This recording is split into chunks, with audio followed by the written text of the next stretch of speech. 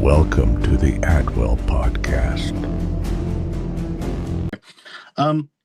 Mr. Ackley, welcome to the Atwell Podcast. I really appreciate you coming on. And if you wouldn't mind sharing a little bit of your background and your story, and we can sort of go from there. That sounds great. I appreciate the time being a guest with you today. Some of my background may be similar to some of yours. I was born and raised in a little town in eastern Ohio called Zanesville, Ohio. And it's one of those old rustic towns, a lot of coal mines and steel mills and things like that. It's probably I want to say about an hour from Wheeling, West Virginia, right on Interstate 70. Okay. So part of I guess you'd call it Central West Appalachia. Mm-hmm. And so I grew up there. My mother, I have two older siblings. My mother and father were divorced when I was about, I think, almost 2 or 3 in that area. And so I never really grew up with a father that was in the home, and I'd see him, every now and then.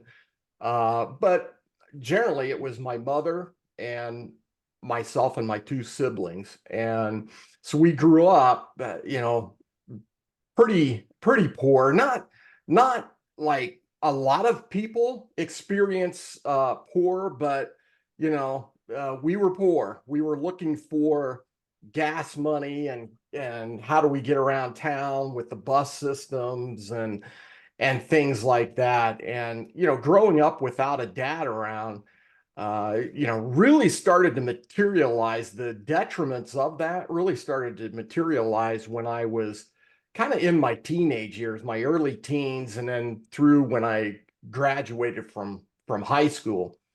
And so it was a kind of not a happy growing up, but it wasn't, we just stuck together and made do with what we had.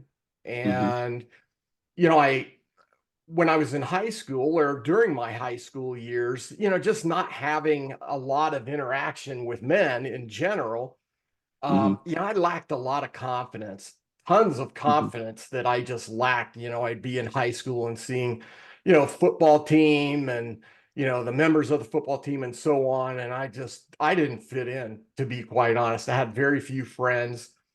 But when I was a senior in high school, it was the realization for me, and I wasn't very smart back then, but at least I had this notion that was pretty smart, and it was, I need to be disciplined. I need to find out how to be disciplined more. I need to be able to develop confidence and so on. And so I joined the military. I was I enlisted in when I was a senior in high school, and I went to Air Force basic training and Air Force technical school. And so I did that for about 6 months or so altogether. And then I ended up being in the Ohio Air National Guard for a total of 12 years. And it was very helpful to me to gain all of those attributes that I was trying to gain. So during that time as a senior in high school, I met it was a fellow classmate I met who is now my wife. We originally met in the 7th grade, and we didn't date or anything, but we just said hi in the hall, through high school. And then right at the graduation of high school, we went out on our first date. And she came from a much more well-to-do family very stable, mom and dad, great. And she caused me to raise my bar, that I have to be more than I am. And we're still together today. And it's been 40 it's going on 41 years, and I have 5 Wow. children and 8 grandchildren. And I'm speaking to you from my home office. I have a couple of offices, but my home office here is in Salt Lake City, Utah. And Okay. yeah, been here for, gosh, 11 years, a Mhm. little over 11 years. And it's been a crazy ride going from where I was as a kid to being Mhm. really poor and to where I am today. I Mhm. even wrote a book about it, Randy, where, I originally wrote it for my children and grandchildren, but it's really how did I do that? How did I go from an poor Appalachian kid with Mhm. no dad in, around much to where I am today? And it was when I put all my notes together, my journals that I kept, I went through everything. It was quite the journey, but I was able to pinpoint certain things that happened to get me out of where I was and build my life on that to where it is today. So that's a lot of, Randy, that's a lot of words. So I'll Yeah, you're okay. I pause got a there. lot of questions. Yeah. So the first thing that sort of pops out to me is obviously your relation to Wheeling. Excuse me. So let me ask you this: how close is that? Is that anywhere close to Point Pleasant, West Virginia? I'm not sure. I Yeah, am I not know sure. that You're there's talking. a border with Ohio, and there's obviously a lot of border between Ohio and West Virginia. Yeah. But I've been there, so I was just sort of guessing. So you Yeah, went through, you go through St. Clairsville. I know one of the cities on the way to Wheeling, West Virginia, right on 70, yeah. St. Clairsville, Ohio. So hmm Um, you was talking about how you grew up in a divorced family. yeah. So obviously divorce rates are incredibly high today. And obviously you must have took that um, to heart because you and your wife have been together 41 years. I mean, that's awesome. First of all, that's a beautiful story. I really like Yeah. it. I'm Um, very proud of that, by the I way. would be too. I would be. I Yeah. mean, my wife and I have been together since she was in high school, so 14 years. I'm Yeah. 33, and there's not many around us that's got us beat. You know. Yeah. I understand. So, in relation to your other classmates, how many of your other classmates was dealing with divorce as well? Do you know if their families were split apart? I don't think very many. I'm just Hmm. trying to think off the top of the friends that I had, the close friends that I had, they, their mom and dad were married. I'd go visit them, and one particular friend I'd go over quite a bit, and the dad would come home and the mom would come home with, car full of groceries. Hmm. And I remember helping them bring the groceries into their house and thinking, oh my gosh, I've never seen this amount of food before. Yeah. But the life was different for me than the friends that I had. Now I'm sure where, there were a lot of divorced families around in the neighborhoods and things. I just didn't, I just weren't acquainted with them. But the most of the friends that I had and the people I knew in high school, came from stable marriages and so on. So I felt a bit out of sorts, kind of not fitting in. Hmm. That lack of confidence. I think fathers provide a lot of confidence in their kids growing up, especially in their teenage years. Hmm. And it was just a piece for me that was missing. Yeah, I agree. I agree a lot.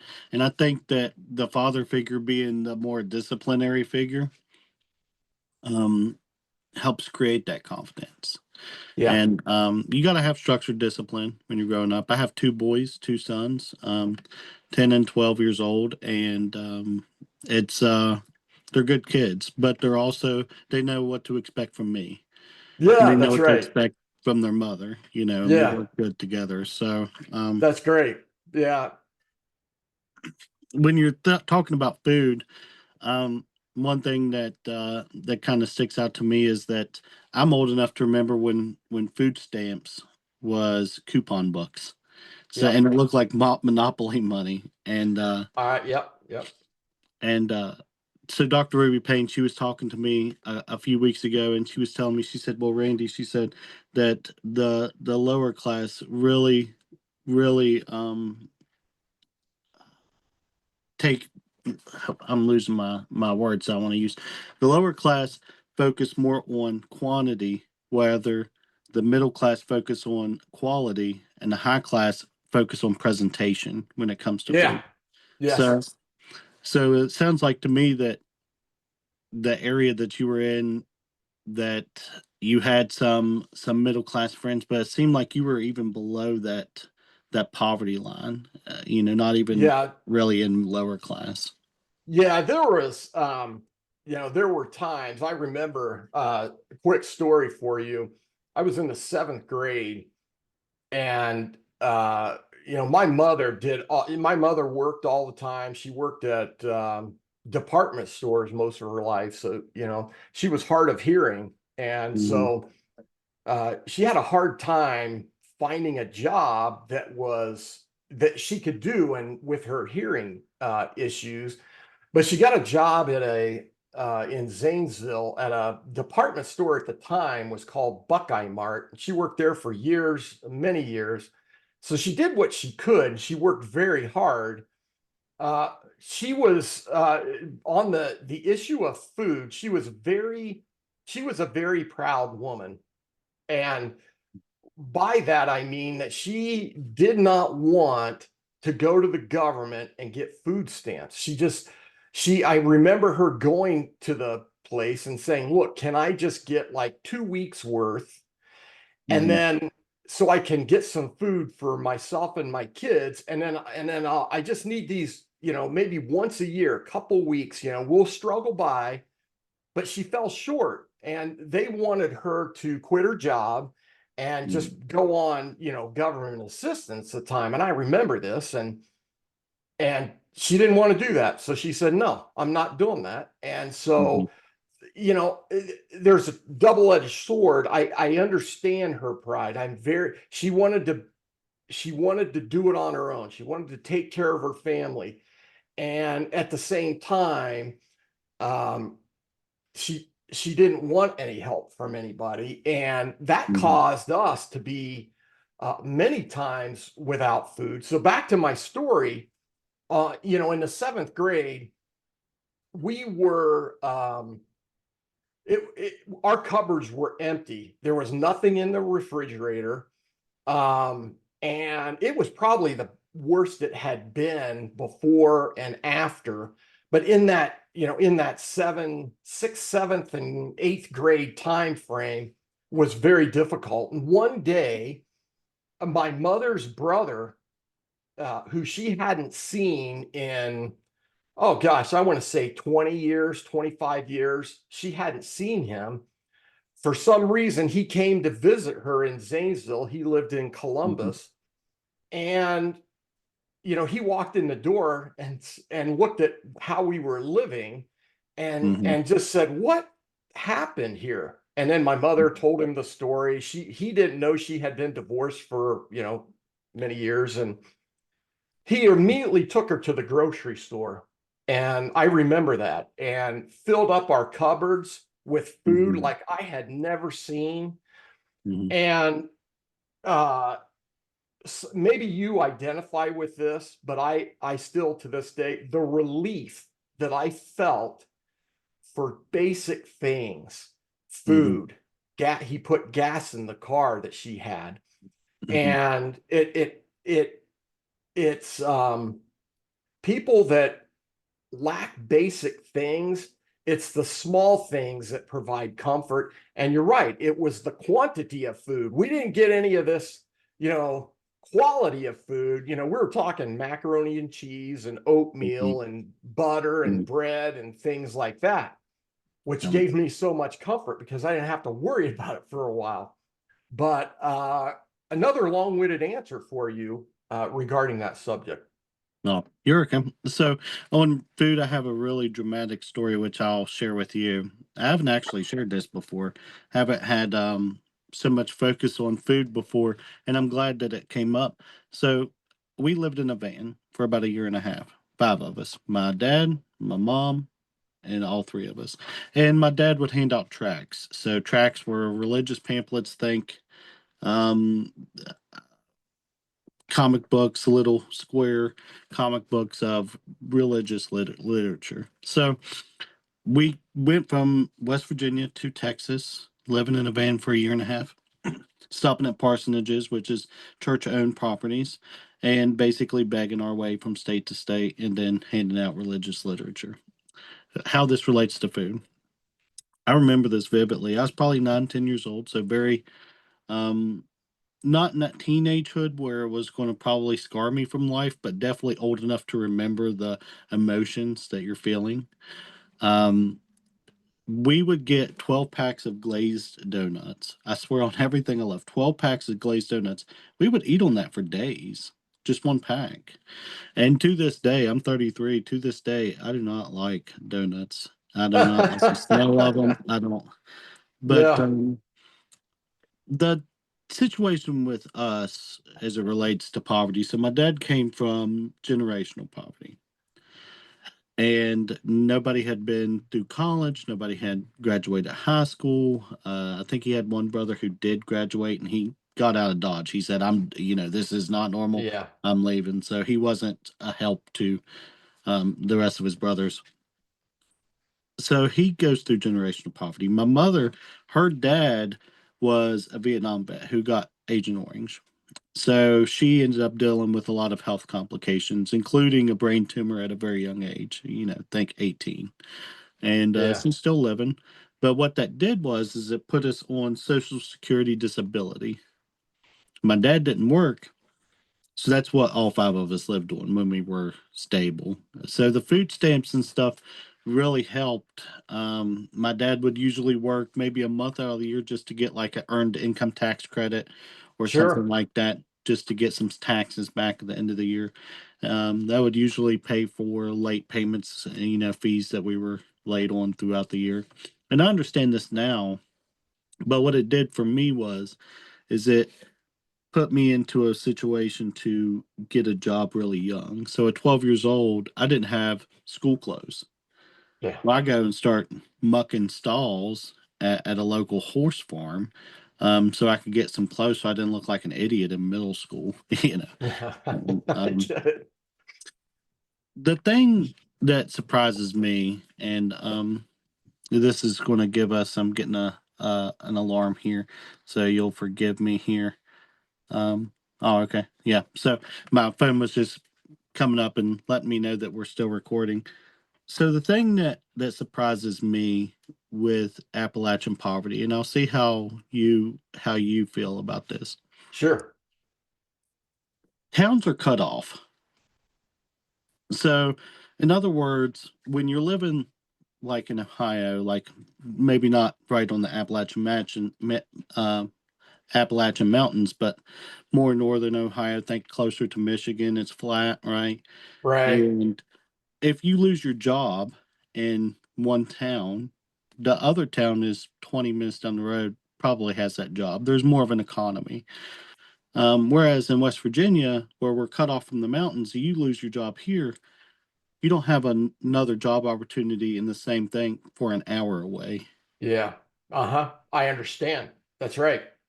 And to me, so I'll ask you this, and this will sort of correlate to your background in finance. How much do you think that geography plays into poverty? I think it plays a pretty big role. Because if you're in an area like you just said, that's remote. Some of these small towns don't have a lot of industry in them. And if you are lucky enough to be in one of those industries, so for example, coal mining was a big part of my ancestors' background. Steel mills were as well, probably the same in West Virginia. As if a person loses a position in that, maybe it's the only good paying business in the town. If you lose that, then where do you go? How do you get there? You'd have to move your family which a lot of people can't do. They don't have, the kind of finances to make those kinds of moves. So you kind of find yourself stuck in an area. And it's the risk, it's the added risk to life when you're in one of those areas where, the steel mill closed down or the coal mine closed down, and you have one skill set, and that was the only place in town. It adds a lot of risk and uncertainty in the family. And uncertainty, it's not good for children to grow up in. It's not good for the mom and dad. The stress that's added onto it. Then you get to the point where are there, the hopelessness feel and what that leads to.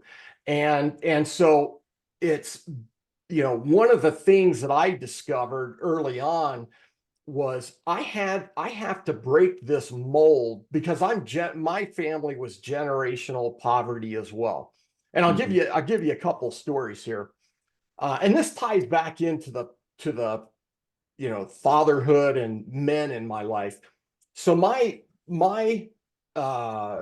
father's father died in 1938 in a coal mine in Eastern Ohio.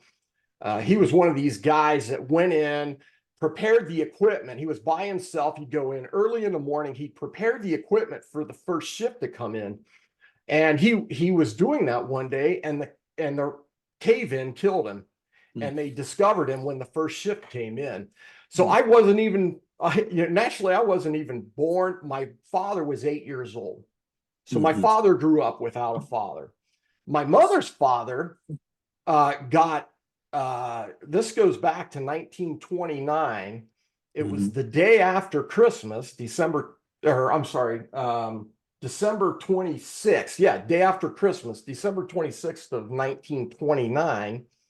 My grandfather on my mother's side died from double pneumonia because he was in the coal mines and he was sick, but he had to keep working for his family. And so he died. My mother grew up in a foster home because her mother couldn't take care of the 5 kids, and she grew up in a foster home. So it's these situations that develop in generational poverty that at some point somebody has to call the time out and say, this has to end. And for me, it was, when I was like 18 years old, I knew my history. I was my brother and sister and we all graduated from high school. My brother and I went on to college and graduated from college. Nobody had done that in the past. My father quit school in the 10th grade. And so that's the way it was in my part of the Appalachian experience was just generational, and you don't know any different. That was the frustrating part, is growing up, I didn't know any different except for those friends that I saw in high school that, they lived a better life. They had a little money. Nobody was rich, but they had, they were not struggling. And a big change for me was when I met, I met my wife, as I mentioned, in the 7th grade, but when I started to date her, it was an eye opener. I took her on her first date, and I walked into her house, and this shakes me to this day. I walk into her house and there are pictures on the wall, paintings on the wall. My walls never had paintings. There was carpet. There was nice carpet on the floor. I never had nice carpet. There were things on the shelves, brass artworks and different things. And I stood there and I thought, I don't belong here. I almost walked out on that date. I remember standing there just saying, I do not belong here. This isn't me. I'm here. And my wife's family is up here. And in my mind, it was, Jan, you have to stay at your level. That's what you were born to do. That's what my mother used to say. here's our lot in life, she used to say. And so that being around other people, as her father became a mentor to me. He was a dentist in town, and he taught me so many things that I had never thought of before. It just blew me away. And I thought, can I do this stuff? And he's, Jan, there's nothing stopping you from doing things like that, being successful. And it broke the generational poverty mindset that I had. And it was because I associated myself with people that had my best interest and that cared about me and wanted to show me a better path. Yeah. So I'm going to have like a bunch of stuff here that I want to touch base on. The first thing that pops up to me is relationships. It seems like that you had a mentor. Dr. Ruby Payne has tried to force that into my brain because I argued with her, right? I kept telling her. Now imagine this, a kid from a trailer park in West Virginia arguing with the world-renowned expert in poverty. Needless to say, I didn't win. But she makes a good point. So I'll give you my argument for and against, right? Yeah. My argument was with her that relationships are only good because it gives you information on when you change classes. So for you, that would be the lower class to middle class, right? Yeah. So my thing was, now we have the internet, we can Google anything, we can learn. But she said, Randy, you've literally got to change the way you look at information, and you're only going to do that with relationships and that peer pressure. So it seems like to me that you had, while your mother was a wonderful woman, it seemed like that there was some peer pressure there from her to stay on that same line that you were on, that generationally. And she was. I think you're right. It was because the peer pressure for her is because she didn't know herself. Right. My dad didn't know herself or himself. And it was this lack of understanding about the world, how the world works. And for me, Randy, it came in stages. This mentorship came in stages. And let me explain what I mean by that. Okay. When I was 17, I started going to church. I thought, man, I got to go to church.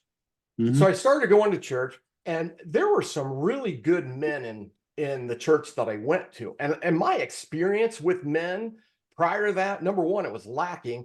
And it wasn't the best men, they just weren't the best men in general. I got a phone call from this guy from church, and he, kind of a funny story. He said to me, his name's Larry, and Larry said to me, Jan, I would like to stop by on Sunday after church, pick you up, and then we'll just go see some people. And man, my experience with men, I said, no, I'm not going to do that. And I was a little scared, nervous, right? Men, going to somebody that I don't know. But he kept calling, and he was a nice guy. So finally one time he called, and I said, yeah, I'll go. And so I remember going into he had a truck, and he pulled in the front of the place I was living, and I opened the truck, and it smelled good. It smelled clean. And I remember looking down at the ashtray, and it had never been used. And it was, this was a gee whiz for me, a kind of a moment of emotion for me, because every car I had ever been in smelled completely like smoke. The ashtray was full and overflowing with cigarettes. And something in my head when I got in there said, okay, he's okay. Because I was used to chaos. Anytime I got into like my dad's car, if he picked us up for a visit or somebody else, there was chaos in life. Opening that door, getting in with him, it was peaceful. And I didn't know where we were going. I joke with my kids true. I thought, man, I don't know what I'm going to do for him. Am I going to go collect money for him? Yeah, Somebody really. owes him money. It's the way my brain worked. Mm-hmm. And I asked him, what are we doing? He goes, we're just going to go help some people. Mm-hmm. And we drove to two families, and one was an elderly couple. We visited with them, asked them what they needed. Some of them need, or one family needed a little food. So he was a hunter and he delivered some deer meat to them. And then we went to another family and spoke with them. But then on the way home, something happened. And this is where the mentorship, the first stage came that I mentioned. And that is, he took me to an ice cream shop.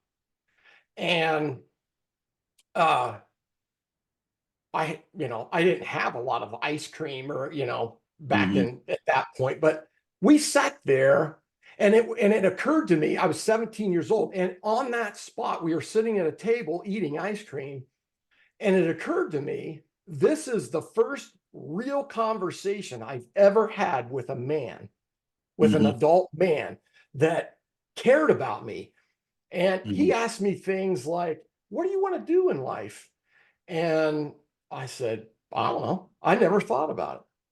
Yeah. And do you like to go hunting? Never been hunting in my life. Every Mm-hmm. question he asked me, it was like, I don't know. I don't know. But he kept on. And I said, I just don't have, I remember starting to tear up because nobody ever asked me these questions. And he, I just said, I don't have any confidence. And he said, Jan, you got to go and just do things and I'll help you. But he became a mentor to me of just basic man to man, Mm-hmm. man to young man Mm-hmm. interaction I never had. And I thought and he came from he had a wonderful family, took care of Mm-hmm. them. Mm-hmm. And, That's going to be my and next question is what his background was. yeah, he was, it's interesting. He was a truck driver. Mm-hmm. He drove trucks all over the country, food and things around the country. Um, he was or I should say, and he was a good man. He had two boys, um, cared about them deeply, loved his wife deeply. And Mm-hmm. you could see it in everything that he did. Mm-hmm. Uh, Maybe a year later, another guy calls me from church. He was one of the big men in town, and he wanted to come see, like 18-year-old Jan, 17-year-old Jan, Mm-hmm. and he came into my house. And I thought, what does this wealthy, he was very wealthy, what does he want with a poor kid like me? Mm-hmm. He said, I Yeah. just want to help you. Just want to help you. And he talked to me about business. He talked to me about jobs, Mm-hmm. things I had never thought about. Right. That was the first stage. Second stage is I went into the military and I had some mean TIs in basic training. And the best thing that ever happened to me was those men in Air Force basic training that pushed Mm-hmm. me and made me uncomfortable, which is Mm-hmm. what I needed. Oh And then yeah, they definitely will do that. and then my father-in-law comes, which is Mm-hmm. kind of the third stage. You got the mentors, the Air Force, father-in-law being another mentor. And then I went to college and I had some pretty good professors. And that's where I started to see how other people lived that were going to college. Mm-hmm. And so for me, mentorship changed my life because Mm-hmm. it was so personal right there with me as I went along the ladder. I'm gonna tell Ruby about you because her big thing was she had one thing that she wanted me to agree to if to do a larger project with her. She said, Randy, she said, I want to focus more on spiritual things over the next 10 years and how it relates to getting people out of poverty. Yeah. And for me, I'm graduating from a Christian college, Liberty University in May. Oh, that's great. As long as Yeah. this corporate finance class don't, anyways. I'll Uh, help you with yeah, yeah. it. Business 320. I hate it. But Yeah. yeah, and the fact that you had mentorship right there from the church. Church historically has done some great things. There's some bad actors. There Oh has yeah, been bad yeah, yeah, actors. They yeah, get a yeah, lot of news, but the church used to do food pantries, and they used to reach out, and someone's house burned down, they'd be there with a check and clothes, and I was in yeah, those food pantries and the clothes giveaways or the school supply lines, and so I'm yeah. really happy that you mentioned that. Yeah.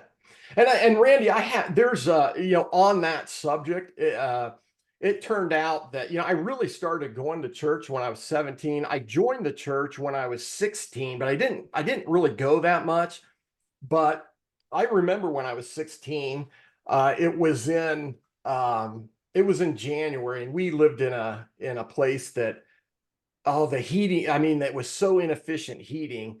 And it was in the, I think it was in the winter of 1979, in that area. I was a sophomore in high school, Mm, and uh the heating bill came in. I remember it was over, I remember it being $300, but I think it was a little over $300, mhm. and we couldn't pay it.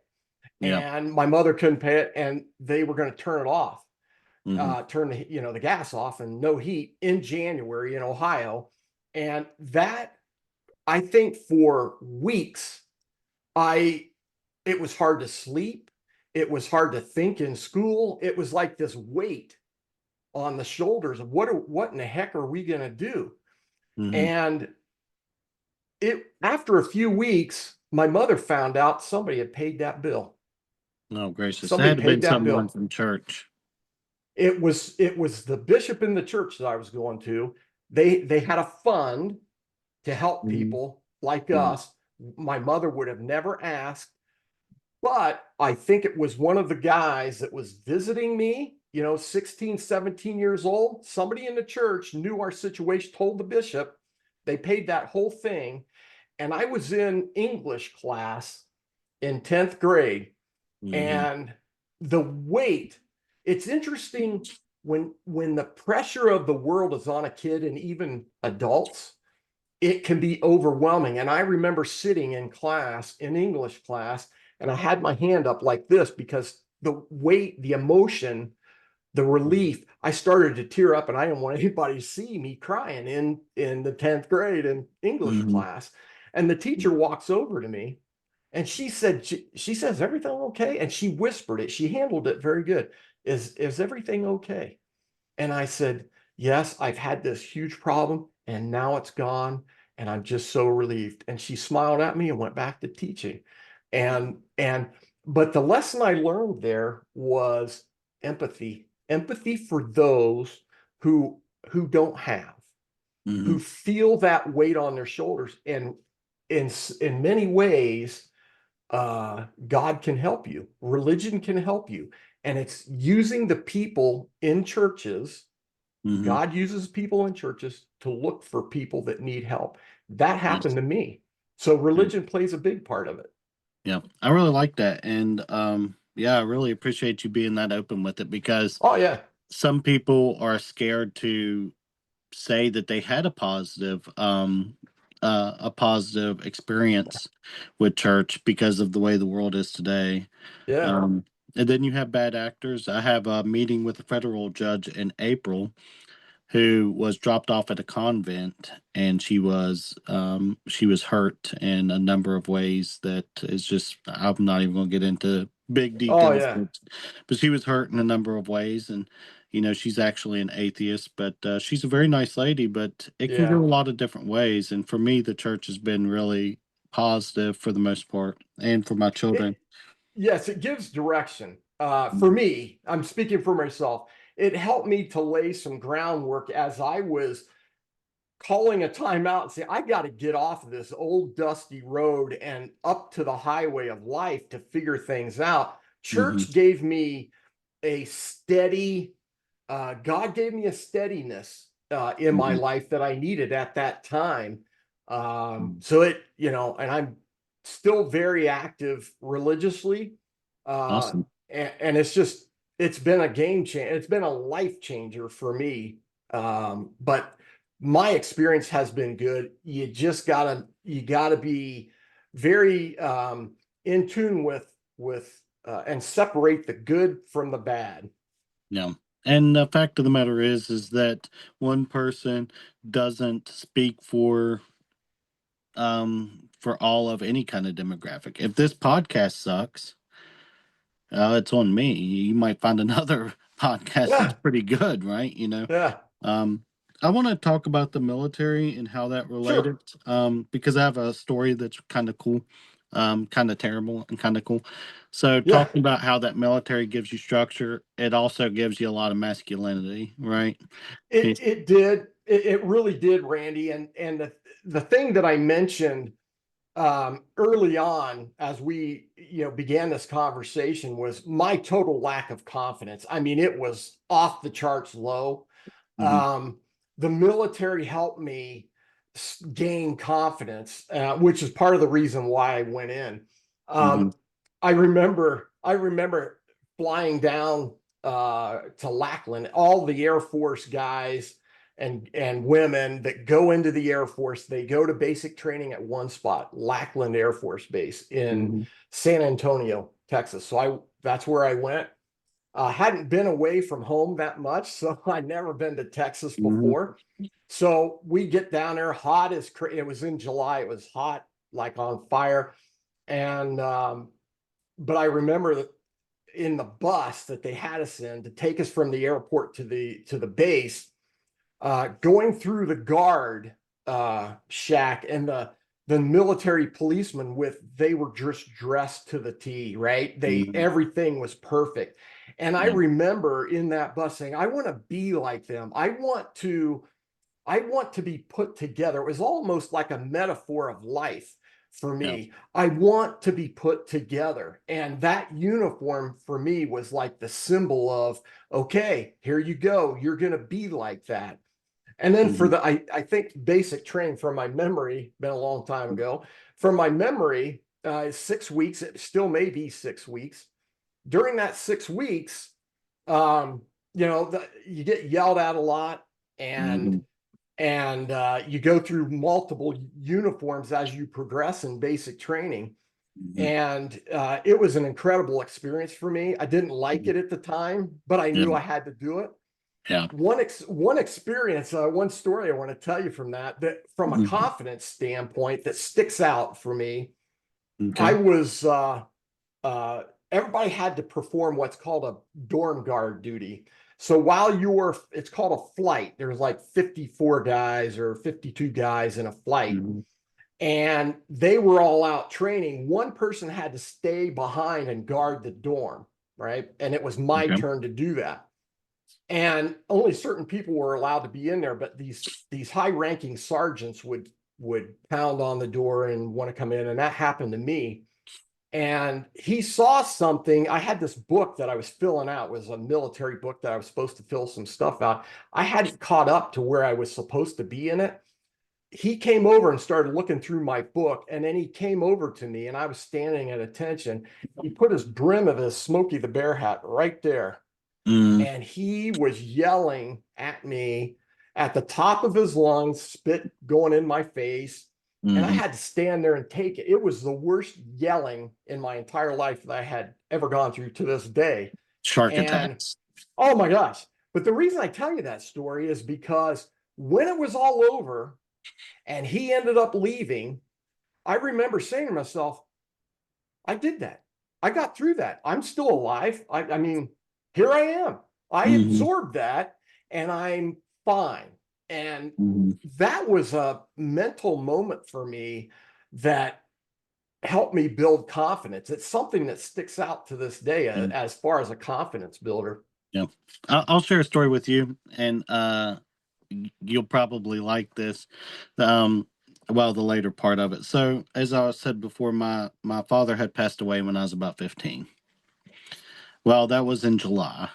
By January, roughly like 6 months later, I was shipped off to something called the Mountaineer Challenge Academy, which is a military school Yeah. in Morgantown, West Virginia. So kind of northern, right, in January. Yep. So you live on military base for 6 months. You do your basic training while you're there.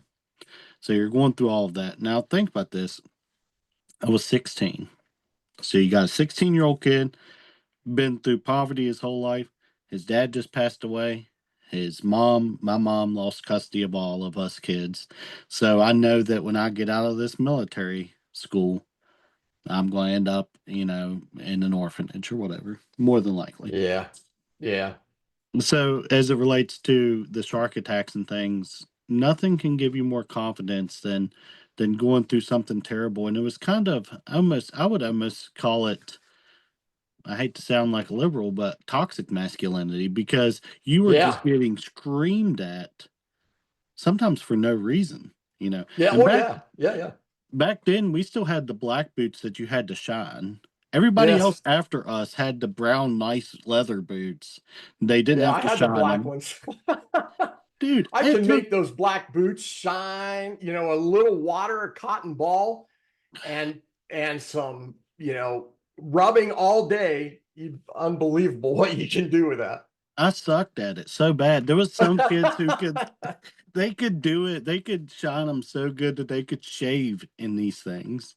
Yeah. So, I'm mad and done with life. And, you wake up at 4 o'clock in the morning, you run, 5 miles, you're ready to puke. Right. And they're like, well, that was warm up time for PT. It's Yeah. like Right. 6 o'clock in the morning or whatever.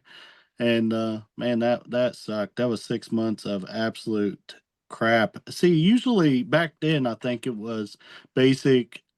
I want to say it was like 18 weeks, maybe, or Wow. That's a something. long time. Yeah.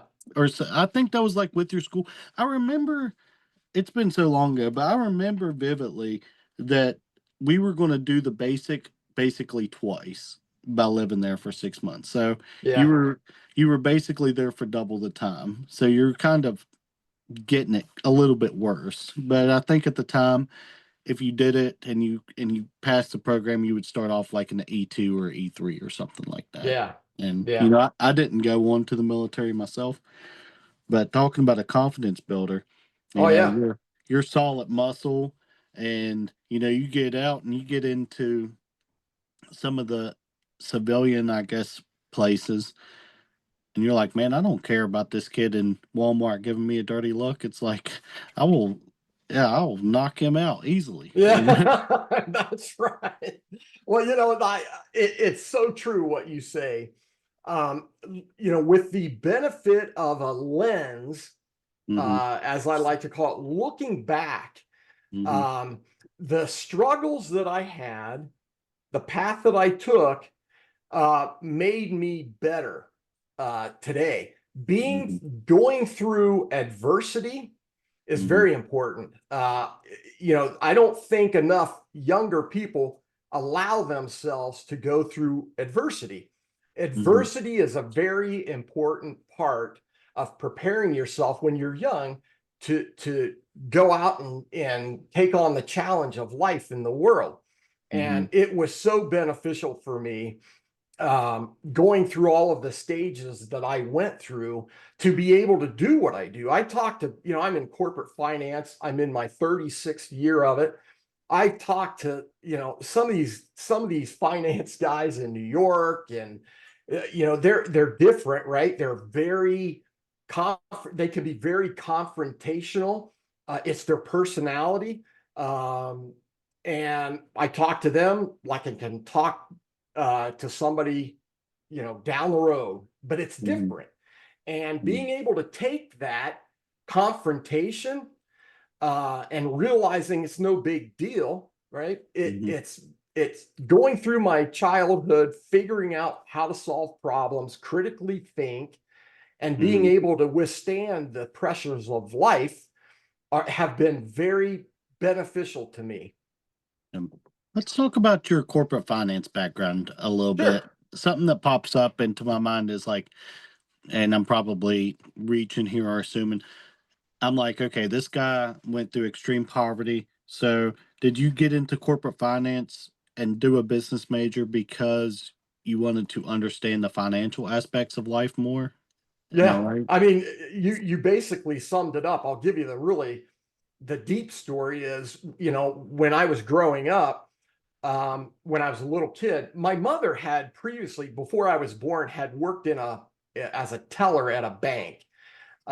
She did that for a couple of years, but she had, as I mentioned, hearing problems. So, that didn't last long because she couldn't hear people talking well, but she Mhm. did work as a teller, loved it. So when I was young, she had a game that she played with me, and she called it Bank. Let's play Bank. So we cut up fake money, and out of cardboard, we built this little teller stand, right? And so she would be the customer and I'd be the banker and all that kind of stuff. It was interesting. She was very strict about how she called it how you make change or count change. Like if you give somebody gives you $10 and your total is $2.58. She was very strict about how you count that money back to the customer, the process. You don't see that anymore.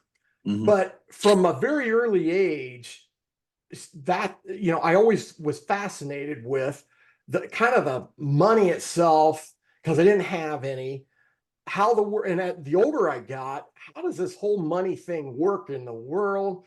And so when I went to college, I went to Ohio State, majored in finance and got a bachelor's degree in it. And became even more interesting to me. Mhm. And I went right to work. I moved my family to Detroit, started working for a large bank in Detroit, great bank called Comerica Bank. They took care of me, and they put me in a training program right away that was like 8 weeks or something like that, like a basic training of Mhm. finance. They took care of me. They trained me really well, and I've been doing this for 36 years. And I get calls from all over the country to help Mhm. companies with their financing, and it's just been tremendous interest of mine over the years. Yeah. Is that more or less like, can you explain to me more about corporate finance? Because literally, I swear on everything I love, I'm doing a corporate finance class right now, Business Yeah. 320. I hate it. I hate it because Yeah. it's like super complicated accounting, or at least that's like what my class is. Like, can Yeah. you explain like what corporate finance is like a Sure little bit? thing. Well, yes, corporate finance, you're correct. It has a lot of accounting to it. So as I was getting my degree, excuse me, I had to take a ton of accounting classes and naturally a ton of finance. They're kind of brother and sister, accounting and finance. Mhm. But corporate finance is all lending. It's lending to all sorts of companies. Any size, from very large to kind of small. Mhm. All companies need financing for some particular reason. Most Makes sense. need lines of credit, right? Mhm. We Mhm. call them revolvers. They're revolving lines of credit Yeah. that it provides a company, no matter Mhm. what size, liquidity to operate their Mhm. business. And then Oh. most companies, like manufacturing companies, distribution companies, they need equipment. Mhm. And that equipment is not cheap. So they need financing for that. And Mhm. then there are really strong companies that are easy to do. And then there are companies that are very challenging. They have some weakness within their financial statements Mhm. that need a lot more attention and work. And that's really where I focus my efforts my efforts are on those companies that have some key weaknesses to it, but can be overcome. Kind of goes Mhm. back to my thinking of being able to problem solve as a kid and things like that. That's where I focus on those companies. But the size of transactions can be 50 million all the way down to maybe a million. Just depends on the size of the company and what their need is. but there's a lot of analysis that goes into determining how you best serve those companies and if you can get it done. Right. So I'm going to probably ask a bunch of questions with this. And the reason is because I love the stock market. I love business, right? Yeah. I can sit there and listen to Milton Friedman for 7 hours. My wife will literally be over there ready to kill me. And but that's fun to Yeah. me. That's fun. Um, so corporate finance. So you're not representing a bank. You're loaning, or are you working as an intermediary between the bank and the corporate business, or are you lending money from a corporate business to other businesses? No, Does that so make sense? this is a great question. So I've done both. Most of my time has been in the banking world. I Mm-hmm. I did up until I want to say I spent about 4 years um, working on my own, being that intermediary between the bank and the company. Uh, I did that for 4 years, but I got an offer to help grow a bank here in Salt Lake City, and that's what I do now. I'm the chief credit officer at this bank in Salt Lake City. But it's a good Awesome. question because when you're an intermediary, most intermediaries, consultants, if you will, they really need to be experienced in the industry because you will see companies that need a lot of help Mm-hmm. and banks that sometimes they don't understand exactly how to help a certain company. Maybe their skill set at the bank Mm-hmm. is such that it lacks a little bit of that of seniority in their lending ranks. So I speak both languages of, I barely speak English. I'm a hillbilly, right? But Right. I speak the language of finance to banks, and I Mm-hmm. speak the language of finance to companies, and they're a little bit different, and you have to be able to work through both of those. Now, as like I say, I out of my 36 years, I've spent 32 years in banking. The last 20 years as an executive in banking, but Mm-hmm. as a banker, um, it's very important to understand the needs of that company. Mm-hmm. Typically, as a banker, there's occasionally I work with intermediaries, which is really good. I like doing that, but occasionally you get these companies that will reach out directly and say, "Hey, what do I do? I need this funding." So as a Mm-hmm. banker, you just go in and I do the same thing. I evaluate the situation with the company. There's a lot of travel to it. I travel around the United States visiting with companies. I've seen thousands of companies over 36 years. Any sort of company you can industry you can name, I've done it. And Mm-hmm. so it's the level. It comes down to person, almost like going back in time to when I was 17 years old at that ice cream store talking to Larry. It became a person to person. He cared about me. Banking and I think a lot of industries, jobs are like there should be like this, where it's people, it's understanding their problems and seeing if you can help them solve their problems and create some opportunities. And Mm-hmm. that's why I love it so much is because of that interaction. Mm-hmm. Yeah, so I'm going to have obviously a bunch more questions because I'm extremely interested. Please. Yeah, so I know you're probably like, man, who in God's earth is interested in corporate finance? You almost got Oh to man, do, I love yeah, talking about this stuff. So I'm glad you're interested. yeah. So probably going to bore my listeners to death, but I can't help it. It's just an opportunity that popped Yeah. up out of nowhere. So when you're lending on behalf of the bank, so the bank is the one who's paying your salary, or is it the Yes. corporate? Okay. Okay. Yeah, So that. yeah, it's a job. Really, it's a career field. The bank, I work for the bank. Uh, Bank is in Salt Lake City. I work for them. and I get paid a salary from the bank. And, I have a team under me that helps me. We get a lot of transactions in every single day that have to be gone through and underwritten and understood. So, yeah. Yeah. So you're not individual like consultant company. So if you're working for the bank, I guess one of the biggest questions that pops up in my mind when you're looking at a $50 million transaction, right?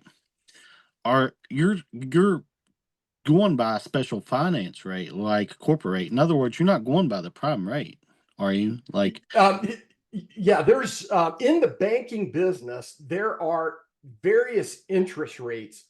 One of them, like where I don't hope I'm not getting too technical, but where the prime rate comes in, sure. the prime rate is a floating rate. It'll float up and down. If it's, if a company has a 3-year term on their, let's call it a revolving line of credit, that revolver is going to fluctuate. Because of that, the interest rate needs to fluctuate as well. So it's a variable rate. It's a variable rate, and it's called variable. In my world, it's a fluctuating rate, variable rate. There are many terms for that. That's used on mostly lines of credit, lines of credit, because the credit goes up and down. You borrow today, pay down tomorrow on a line of credit. Yeah, sure. Then there are other interest rates that are fixed rates. It's like your house.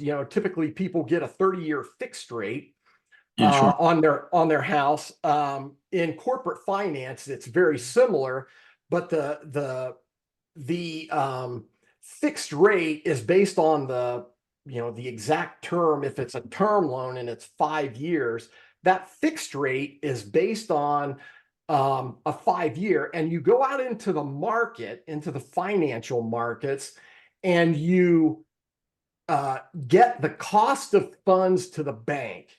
Now, banks have deposits that they use to loan, but they can also bring in like additional CDs, things like that. And if they match fund it, they'll bring a certificate of deposit, a 5-year, and it pays on that 5-year cost of funds. And then the bank adds a spread to that to quote out the term loan to the customer.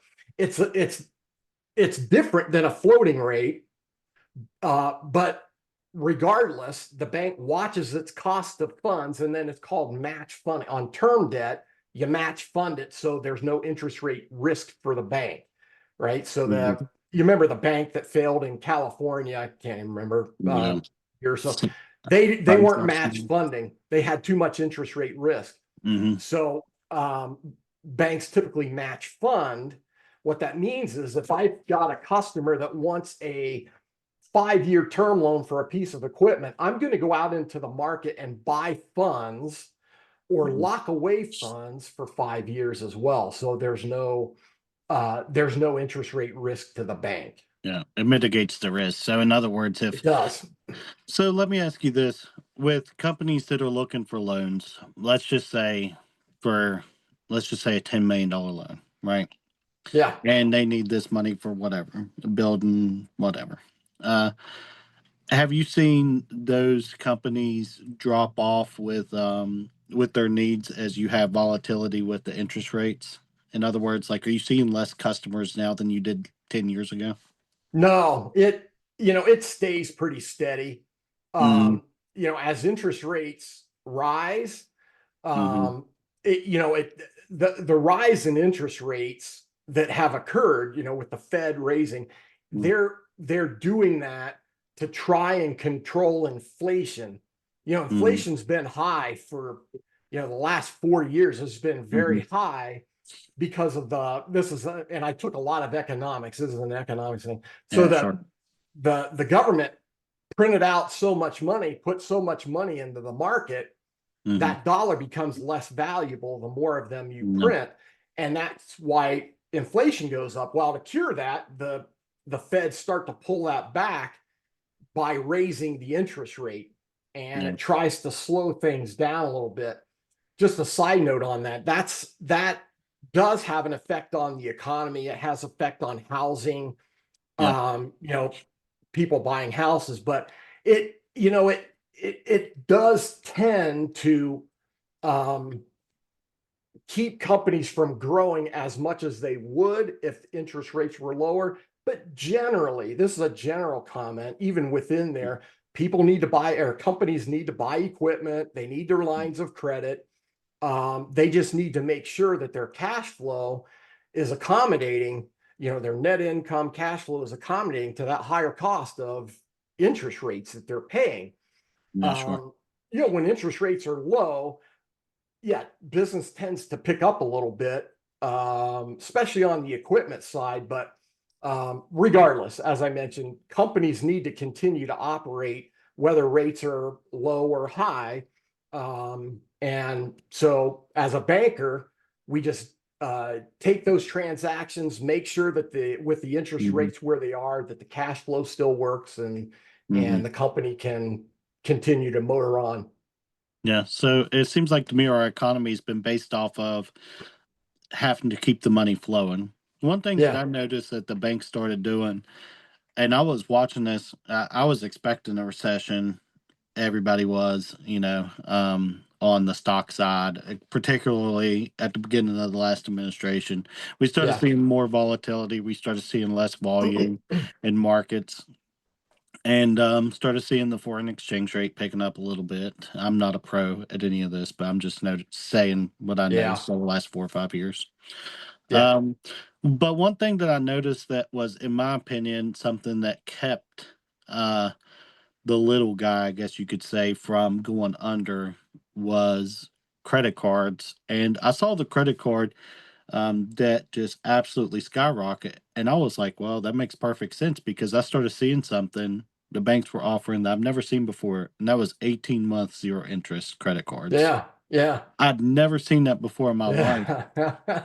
I have an 800 credit score. I probably got 30 of those things offered a Oh week in yeah. my mailbox. I was like, y'all Oh have cut yeah. down a whole forest for sending me credit card offers, Right. guys. Um, so let me ask you some general comments about the economy. Um, I know that we started this off with Appalachian poverty, but being Yeah. a corporate finance guy, I just can't help myself. What Please. what is your opinion on the national debt? I guess that's a very broad statement. Do you think it's going to continue rising? Do you think I'll just let you have the floor. Tell me Yeah, what you it's think. it's the national debt, which is all of the debt. When you hear the term national debt, I think it's around 36, 37 trillion dollars. Hmm. So high that the brain can't Yeah. comprehend that. That's a number that's Hmm. crazy. But that is the amount of debt that's been built up um, since the founding of the nation, clear up to today. Most of it within the past, 10 years or so. Hmm. It's gone up a lot. The issue with the national debt is the interest payments that the government has to make on that. So I think this year we will hit $1 trillion on just interest alone that the government has to pay. So um, it's concerning because that can't continue. Your question is it going to continue to rise? Well, it in the short term, yeah, but whether you think it is or not, it can't go up as it's gone up because the country can't sustain that. More money will go into the interest payments than any other program in the coming generation if Hmm. nothing changes. So you think about $1 trillion, it's just reached that. I think it either reached it last year or it'll be this year. It's $1 trillion, just interest alone, doesn't pay down anything. That money could be used for other things. It's kind of in economic terms and finance terms is called the crowding out effect. It Hmm. crowds out other spending that could have taken place, but it's got to go to interest. So then you get to to tie to your question is, will it go up? Well, the deficit, which is the annual shortfall of spending, we have more spending than income. That difference is called the deficit, gets added on to the national debt. So it's supposed to rise a couple trillion this year. Yeah. We keep talking about trillion. That can't happen. What happens, tying a few things together, is the more government spends, the higher inflation is, as I mentioned before. And the only way you're going to get inflation down is if you have government become as efficient as possible and get rid of every dime of waste in the government and modify programs, not talking Social Security or Medicare or whatever, except there's so much waste in there, but making sure people get the benefits that they have. But there's so much waste in government, you got to scrub that down to its basic level. And because otherwise it's going to become so out of control in the future that out of control is the answer. If there's not as many options, if it continues to go on. So that's why right now, I've said this for 25 years, the government just needs to audit itself. Make sure that you look at every department within the federal government and look at the spending. Where does it go? Is it needed? And audit so there are no mistakes. There's not fraud in there. And finally, that's being done. And I get the feds come into the bank, the FDIC. I get audited once every 18 months or 2 years or whatever the schedule is. And all banks get audited, and they send teams in, and they look at everything. And the companies that I work with, they have to get audited by CPA firms. And so everybody gets audited except for the federal government. So this is long overdue to try and get control, or at least a better understanding of the issues in the budget. Yeah. So what is the opinion of like your peers, like the other people in the banking world? Are they really scared about the way our country's going in relation to deficits and debt, or are they optimistic with the new administration? It's, I think it's across the board, really. I don't think scared is the word. What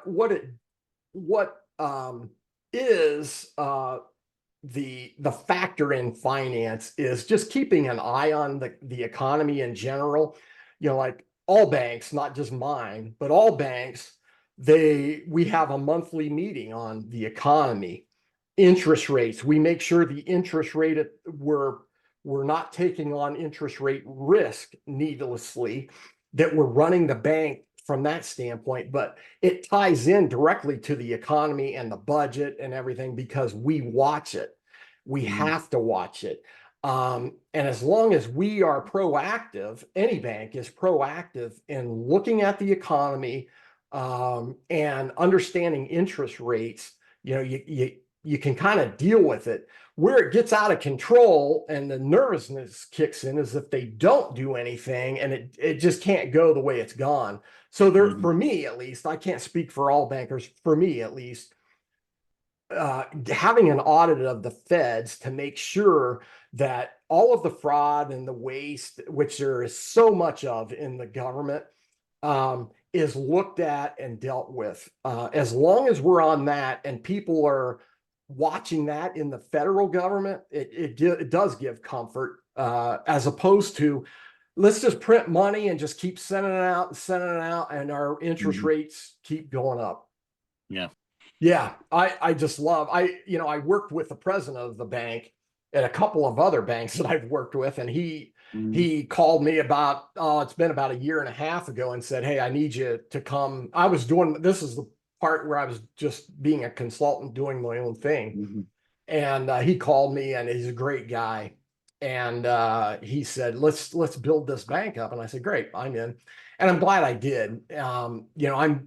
I'm getting a little older, and so I joke with my wife that I think I'll be working until like I'm 95. I'll come home for lunch, eat some tomato soup or something, and then die. Yeah.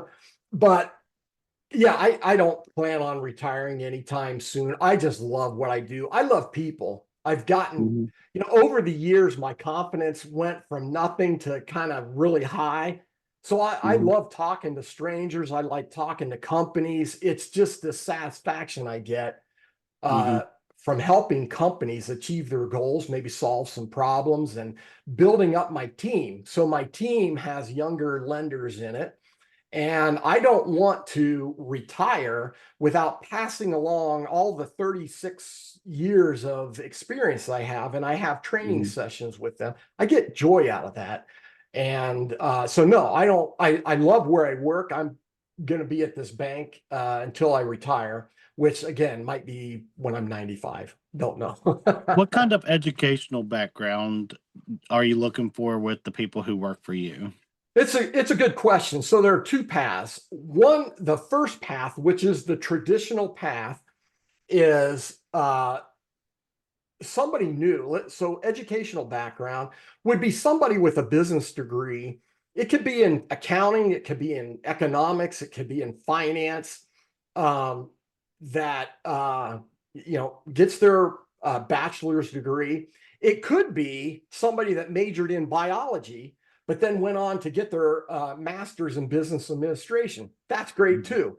Mhm. So we would hire those people out of college, and then I start training them, and we give them experience, and over the time they develop the skills to be able to do the job.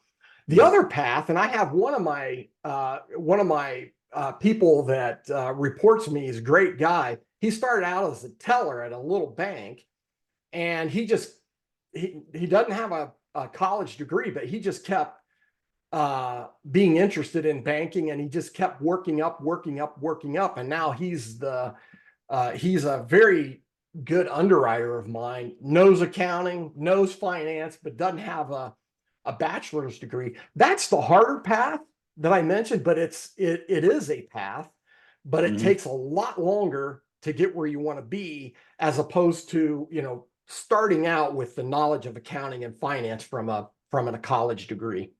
Mhm. So what is the starting salaries of, let's just make a hypothetical. You're looking for someone out of high or out of college. They have a business degree in finance. What is the starting salary for something like that? Yeah, it does vary by geography around the country. Yeah, sure. West Virginia might be a little lower than well, it would be than California, right? But I'll say generally, somebody new coming out of college with the proper degree, probably I'm guessing in the maybe the 65 to $70,000 range. And Mhm. then that, as your skill set grows, that salary grows each year. Yeah, sure. Yeah. I got one more question as it relates to Sure. stocks, and then I'll give you well, maybe not stocks, but companies, and then I'll give you the floor for your book. Um I was looking at a company everyone knows, Ford Motor Company. Oops, sorry. Yeah, so Ford Motor Company, right? And something that I've never really been able to understand is I'm looking at that company and they're billions of dollars in debt. And of course they got cash flow, right? But does the bank ever just look at these guys and just say, we just can't, there's way too much long-term risk here. We just can't. We gotta, cut off the money. Yeah, it's when you're talking about these very large companies, and you're using Ford as an example, um, there are I wouldn't lend to Ford because the bank I work for is very small compared to the Lenders. Chase, yeah, Yeah. the Chase banks and the JP Morgan or JP Morgan Chase, and maybe Comerica and Key Bank and some of these others that may deal directly with them. So no matter the size, like a Ford or even a smaller company, every single company is analyzed every year, at least every year. Smaller companies, it's probably quarterly, but big companies like a Ford, they have publicly published financial statements, all the commentaries in there. It's SEC regulated for public companies. And so as a person that even the novice investor, you can get in there and look. If you're not in accounting, if some of that stuff doesn't make sense, accounting and finance, they have, there are analysts that track those companies, that, analysts at hedge funds and equity funds and things like that give ratings to the company, like S&P ratings, Moody's ratings, and things like that. So every company is evaluated. Are they performing well? Even if they have a lot of debt, companies can have a lot of debt and still perform well. So you get in there and you look at and you read the analysts, you look at the published ratings of those companies, and you'll get a lot of insight as to the health of that company. Banks do the same thing. They'll look at if I'm a big bank like JP Morgan Chase, I look into Ford and go through the normal process of analyzing their financial statements, their outlook, their cash flow. They'll probably make a trip to Ford headquarters, talk to the CEO and the CFO of the company, just to get an overall assessment of the health of Ford and any other company like that. But it's very proactive. So if there was a problem brewing, that brewing problem will be identified early on so that you can track it. Did it get worse the next quarter and the next quarter and so on? Hopefully that answered your question. Yeah, so you're basically looking and giving it a rating as to the long-term risk of that loan compared to what you know today.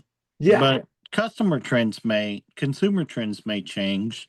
Yep. And then that would make calls for a reevaluation from a banking standpoint. That's right. Like electric vehicles, in the case of I call them the big three. If you're talking about the U.S.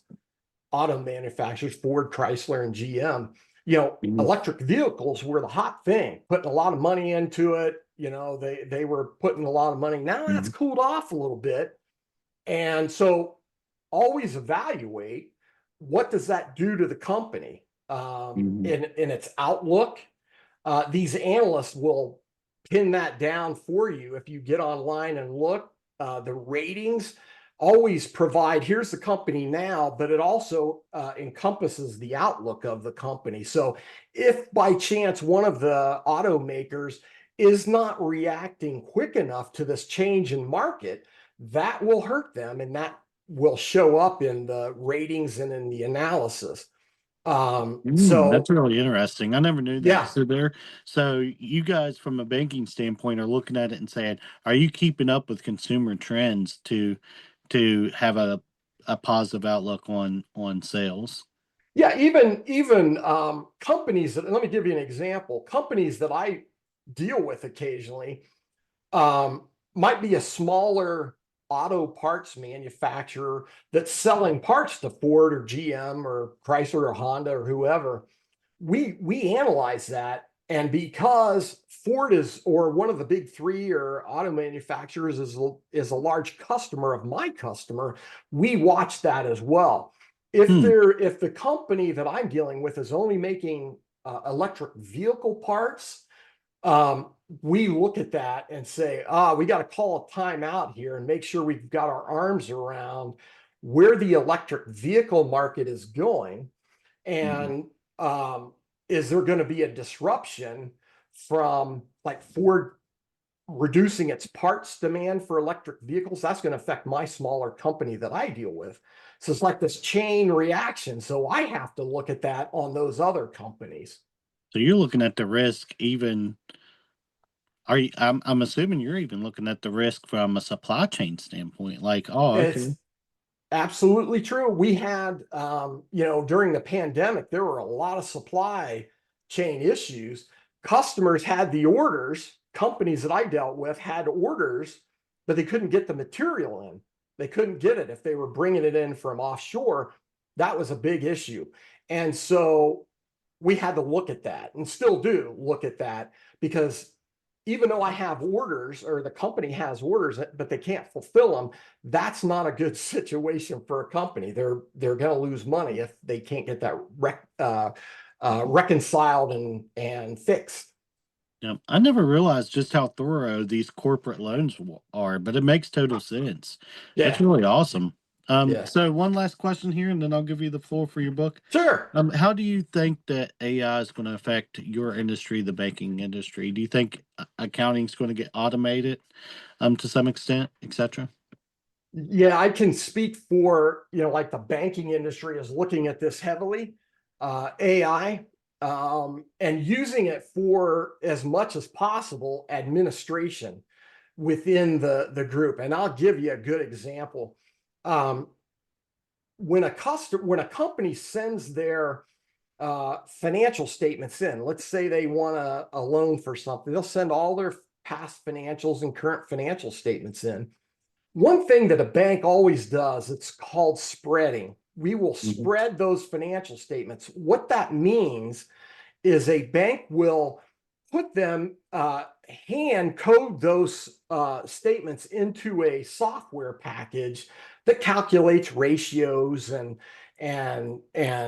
things like that. But it's always been a manual calculation, or a manual input, if you will, into a software. So you're reading the hard financial statements you have, and you're putting that data into a software package by hand, because all financial statements are different.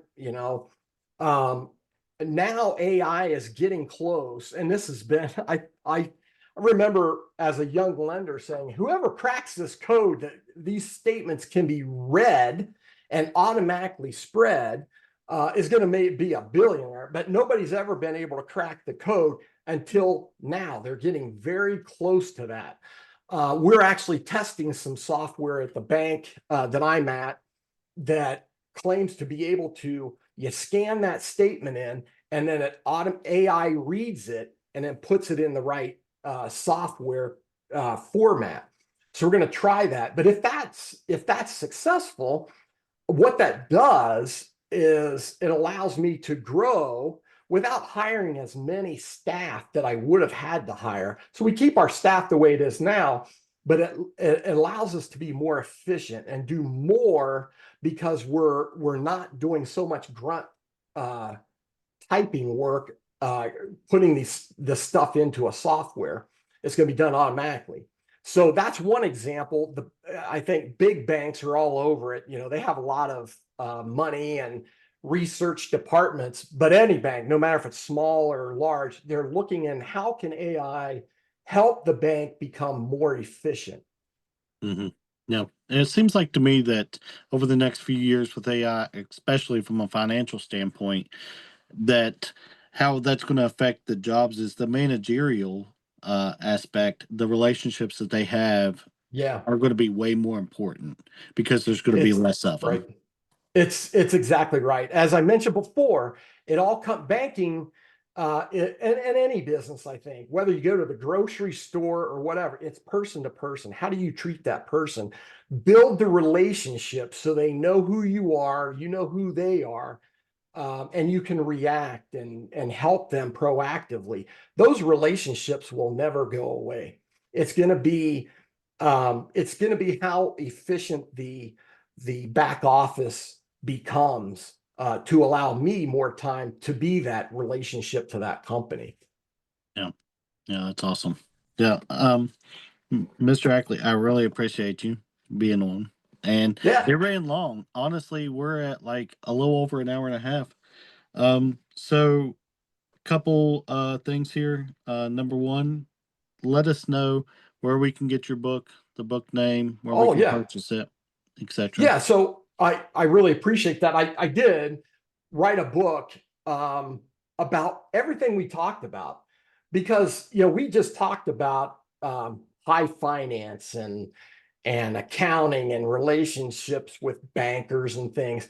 For me, I'm a I'm a poor kid from Appalachia that learned a lot of lessons during that time that have allowed me to become successful today with my family personally and in my business. Everything I do goes back to growing up with adversity, understanding the hardships of people. And so we talk all this high finance, but I'm the poor kid from Appalachian. I so much appreciate that experience. So I did write a book about how did I get from there to here. And let me show it to you. It's a book called Searching for Change. You can get it on Amazon. You can just do a searching for change, put my last name on there. It'll pop up. It is also on audio. So if you don't like to read a hardcover, hard book, you can listen to it. I meant, as I said, I really meant it to be originally just for my kids and my grandkids, just to know something about how I grew up and the lessons that I learned. But I talked to business people over, the course of years, and they said, you really ought to publish something about this. So I said, okay. And so it's getting 5-star ratings, which I'm appreciative of. And so that's my lesson from my book, that hopefully people get something out of it. Yeah, awesome. And then for the listeners, I hope that you guys give his book a chance. And obviously Amazon is a great place to buy, very safe place to buy. That's my big Yeah. thing. So for me personally, I actually have a habit of this. So I have an enormous amount of books and I love reading. And for whatever reason, getting into podcast world, a lot of people have books. So what I would like to do is find, for me personally, a place where I can purchase this book, but I would like to have a signed copy. Oh yeah. Every book that's ordered from me, 100% I sign. Really? So I Oh, pick picture every book. one. Awesome. So I'm gonna get over there and I'm gonna purchase one on Yeah. Amazon, and I'll be looking for that because, like I said, it's just become a good habit and it's awesome. So one last question I ask everyone.